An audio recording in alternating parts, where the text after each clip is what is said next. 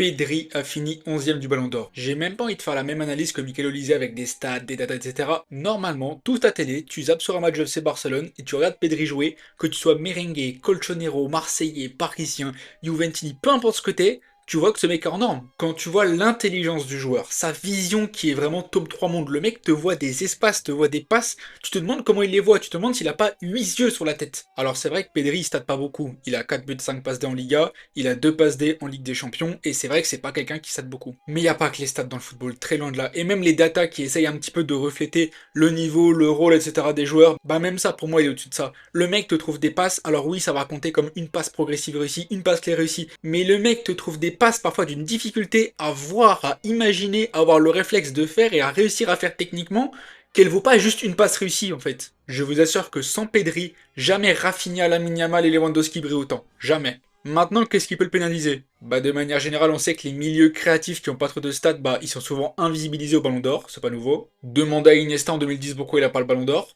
Mais surtout que Pedri fait partie des joueurs où pour comprendre l'importance du joueur, il faut avoir un haut niveau de compréhension au football. Sinon, tu vois pas, tu te rends pas compte, c'est un mec de l'ombre. Mais c'est sûr qu'à côté, les compilations de Lamine Yamal, elles, font beaucoup plus d'étincelles.